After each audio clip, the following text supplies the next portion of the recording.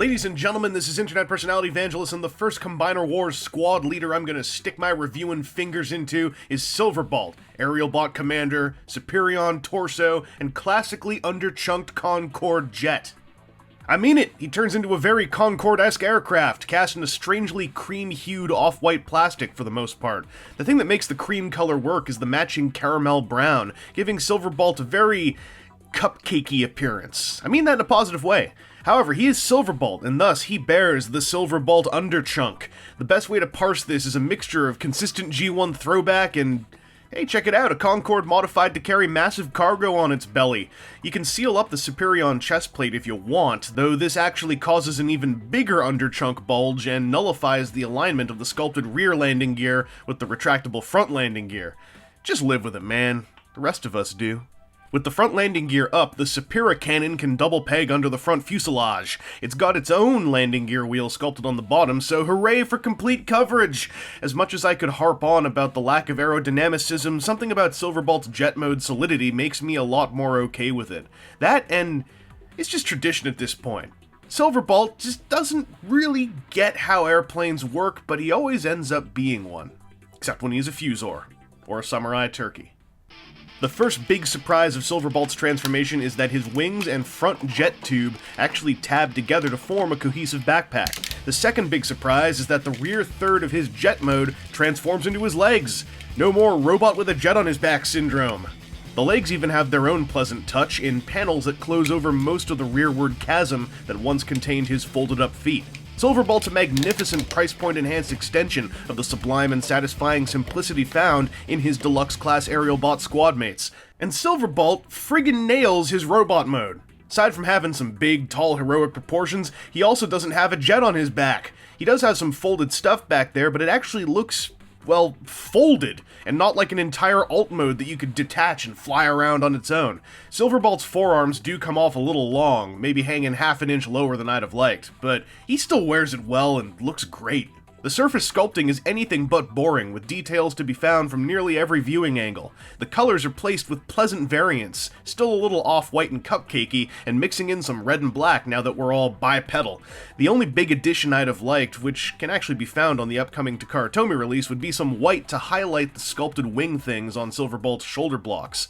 But hey, check out that head sculpt! It's full of personality and dripping with G1-ery, and the 1-2 punch of silver paint and bright blue eyes goes a long way to giving it an extra notch of life. While Silverbolt can just wave the Superion cannon around, I like to break it down into a smaller, kind of, cannon and shield buckler. These separated accessories are absolutely meant to be mounted on his forearms. They look great there. In his hands, they look dumb. Super dumb. The cannon has to be underslung to even catch any friction inside his fist hole, and the buckler is just... what even is it when he's holding it, like, in his hand? It's just a thing he's waving around, like, what's-his-face, the Alternator Autobot, who had the barrel chopped off of his gun from the Binaltech release, and now had a quote-unquote shield. Why does this make me so mad? I don't know, maybe I'm just pumping it up because I want to shout. It's YouTube, that's what we're supposed to do.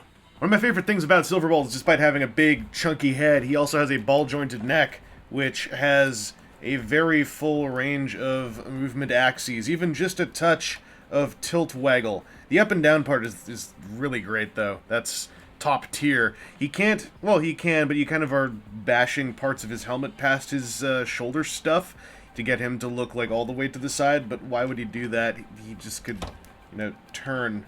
Some people just turn to look at stuff, Keanu Reeves style. This is the Keanu Reeves of Transformers, basically. His shoulders are ratcheted quite heavily because these become some combiner hips, and his elbows are not ratcheted because when this turns into a torso thing, they actually lock. That does mean that if you get his arms straight like this, they are actually locked straight and you will have to pop them loose. Not locking them in means they have to be very slightly bent like this, which is kind of entirely natural, and I'm okay with it.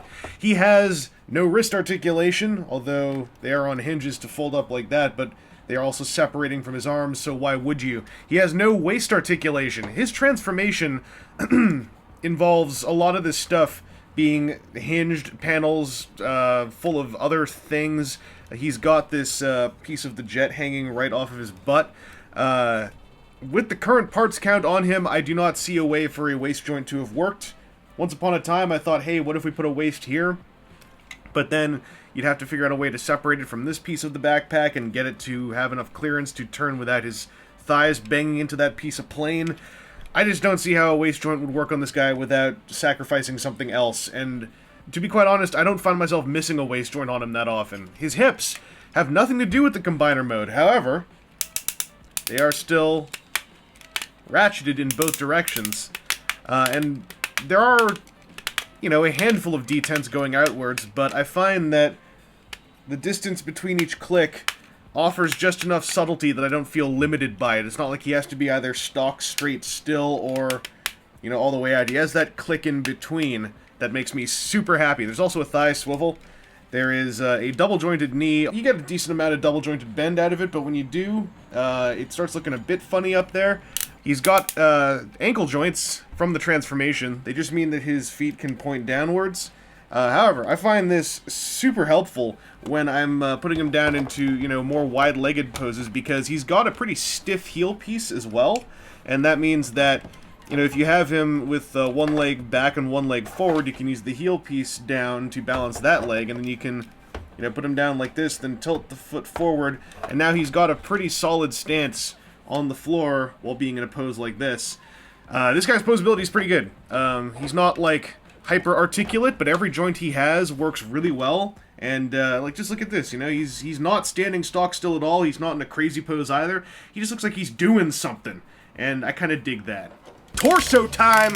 This is so fun, starting off with Silverbolt doing a friggin' cartwheel. His legs go back to their jet mode configuration, while his arms become thighs. And then you execute one of the finest series of motions I've seen in a long while to fully reshape Silverbolt into a mostly limbless Superion. That little red panel! The process is so smooth and clever, absolutely highlighting the potential of Combiner Wars to an impressive degree, and in Wave 1 to boot. This is where the torso side of the gimmick shows you just what we hopefully will have to look forward to over the next couple of years. Also, the head sculpt is friggin' cool. I know there are many takes on Superion that some people may prefer, but I like this face-plated red goggled visage. Shame about the squishy antennae, but there are multiple solutions for this already on the market, and probably more to come as the year carries on. So get a screwdriver. Personal recommendation. With some limbs attached, Superion also shows off an ability to pose that official mass-market combiners have lacked for a long time. His legs are outfitted with a full suite of posability, and goddamn do those thigh swivels go a long way. He lacks a waist joint, once again, I think excusable due to the nature of the transformation. I do wish his neck had a Y-axis of movement, though, as it's locked and a simple swivel. But the meat and potatoes of his arms and legs are a solid backbone that cannot be besmirched by a few missing bells and whistles. I cannot wait to get a hold of Air Raid and complete this boss. Several have decried this torso's thin thighs, but in person, I find I have to struggle to take much issue with them. Something about it just works for me. Oh, also, the alt-mode storage connection for Superion's assembled firearm totally gives him some backpack holster possibilities. Or, you know, just he has a cannon on his back. Dude's getting all Kame Bazooka style over here. Silverbolt is a tour de force, a badass Voyager toy, possibly the best plastic representation of the character I've ever seen, and the cherry on top of the Superion-centric show of strength that made the first wave of Combiner Wars such a strong start for this year's Generations theme.